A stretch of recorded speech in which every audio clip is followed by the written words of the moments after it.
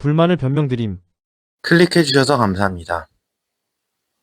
의사들의 높은 연봉은 전 국민이 다 알지만 특정 행위에 대해 추가적으로 받아가는 인센티브에 대해서는 모르는 경우가 많습니다. 인센티브가 과잉진료를 유발하는 메커니즘에 대해서 말씀드리겠습니다. 인센티브의 형태는 다양한데 결국 각 병원 특성에 따라 매출을 극대화할 수 있는 시스템으로 만들어지게 됩니다. 가장 흔하게는 매출의 3에서 5 이런 식으로 매출당 주는 인센티브, 환자를 한 명 입원시킬 때마다 2만 원, MRI 같은 고가 검사는 5만 원, 특정 시술이나 검사 등은 한 건당 5에서 10만 원 등 의사의 핵심 매출 분야에 맞게 구성되게 됩니다. 즉, 병원은 매출을 늘리기 위해 인센티브를 설계해서 의사가 특정 검사나 시술을 하도록 유도하게 됩니다. 최근 이슈가 되는 6에서 7억 성과급의 SK하이닉스, 삼성전자 노조들을 보면 특정 직군이 특별히 나쁘다기보다는 기회가 있으면 최대한의 경제적 보상을 받고 싶어하는 것은 인간의 본능인 것 같습니다. 회사에 소속되어 집단으로 근무하는 직원들에 비해 의사들은 개개인의 성과 지표를 측정하기가 상대적으로 쉽습니다. 자신의 환자가 명확히 정해져 있고 시술이나 약을 하나하나 쓸 때마다 매출이 실시간으로 확인됩니다. 매일매일 자신의 매출 성과를 확인 가능합니다. 보통 기본급과 재료비, 인건비 등을 제외한 매출의 일정 비율을 인센티브로 받습니다. 실제 경험상 인센티브는 진료 패턴에 뚜렷한 영향을 미칩니다. 특정 매출 기준을 넘기면 보상이 커지는 구조에서 의사가 더 적극적으로 검사나 시술을 하게 됩니다. 절대적으로 불필요한 검사를 남발하기는 어렵겠지만 검사를 할까 말까 고민되는 상황에서는 인센티브가 검사를 진행한 쪽으로 결정하게 유도하는 효과가 확실하게 있습니다. 인센티브의 위력은 너무 강력해서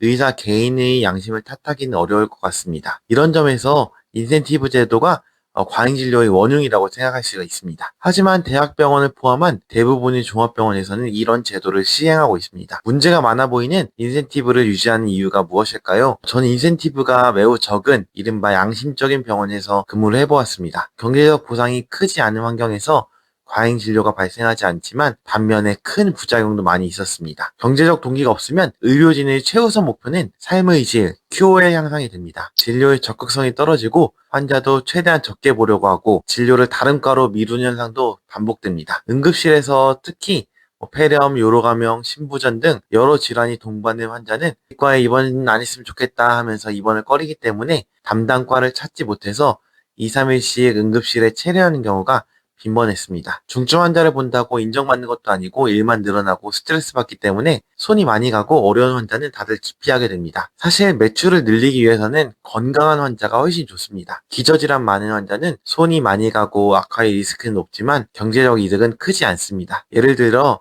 간단한 수술을 한다고 해도 젊고 기저질환이 없으면 그냥 바로 수술하면 되지만 항고제를 복용 중인 환자라면 수술 5에서 7일 전 항고제를 중단해야 합니다. 출혈 리스크는 더 높아지고 항고제 중단 시 생기는 뇌경색, 심근경색의 리스크도 감당을 해야 합니다. 설명이 많아지고 체크하고 모니터해야 되는 항목도 늘어나지만 당연히 경제적으로 보상이 더 있지는 않습니다. 또한 병원의 수익을 늘리기 위해서는 검사를 많이 해야 합니다. 사실 치료는 별로 돈이 되지 않고 검사를 많이 하는 게 이득이 크고 리스크가 적습니다. 병원 입장에서는 검사를 많이 하고 치료는 다른 병원으로 보내버리는 게 더 이득이긴 합니다. 물론 그렇게 하면 장기적으로는 환자들이 그 병원에 대해 선호도가 떨어져서 무작정 그렇게 할 수는 없겠지만요. 비슷한 예시로 병원에서 돈 벌려고 환자를 오래 입원시킨다고 오해하는 경우가 있는데 어느 규모 이상의 병원이라면 장기 입원 환자는 전혀 돈이 되지 않습니다. 오히려 손해입니다. 퇴원시키면 입원할 환자들 줄을 서 있기 때문에 빨리빨리 퇴원시키고 신안을 많이 받아서 빨리 검사하고 또 빨리빨리 퇴원시키는 게 훨씬 돈을 많이 벌 수 있습니다. 반대로 인센티브 비중이 높고 매출 압박이 강한 병원의 경우 환자 수용에 매우 적극적입니다. 주말에도 수술과 시술을 진행하는 경우가 많고 환자 입장에서는 대기 시간 없이 빠른 의료 서비스를 받을 수 있어 오히려 만족도가 높은 경우도 있습니다. 매출에 집중하는 병원은 서비스나 친절 교육도 병행해서 오히려 더 기분 좋게 느낄 수도 있습니다. 다른 병원에서 수술 대기가 길어 오히려 매출 경쟁이 심한 병원을 찾게 되는 환자들도 있습니다. 결국 의사도 사람이기 때문에 열심히 일하는데 뭔가 동기가 필요합니다. 환자를 사랑하는 참 의사 마인드가 동기가 되면 가장 좋겠지만 현실적으로 그런 의사는 소수일 수밖에 없습니다. 꼭 돈 때문은 아니더라도 내가 어느 정도 성과를 냈고 어려운 시술을 해냈고 주변의 인정도 받고 싶고 그런 게 사람입니다. 인센티브가 크지 않은 병원에서도 매일 새벽 4시에 회진을 시작하거나 365일 24시간 병원 30분 거리에서 응급 대기하는 경우도 보았습니다. 휴가도 없고 다른 지역 이동도 사실상 불가능합니다. 물론 대다수의 의사는 이런 힘든 일은 다들 싫어합니다. 정당한 보상이 없이 오랜 기간 열심히 하기는 어려움이 많습니다. 의태덕 신부님이나 이국종 교수님 같은 특별한 케이스가 있긴 하지만 소수일 수밖에 없습니다. 또한 인센티브를 많이 받는다고 해도 결국 대형 병원에서는 매출 대비 한 자릿수 정도 자신의 경제적 이득이 되기 때문에 과잉진료는 상대적으로 적습니다. 실질적으로 과잉진료 문제가 심각한 곳은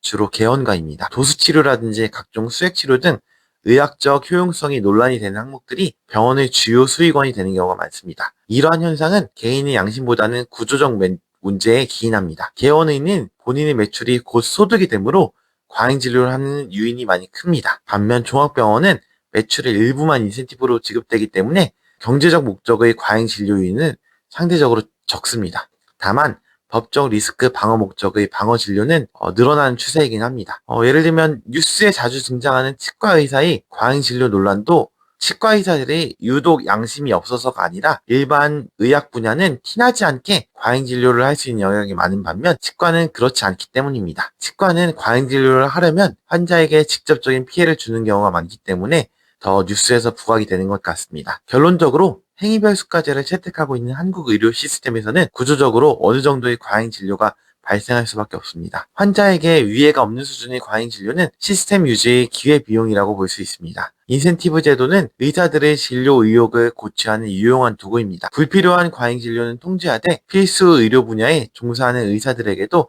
적절한 동기부여가 될 수 있도록 세밀하게 설계된 인센티브 시스템이 필요하다고 생각을 합니다.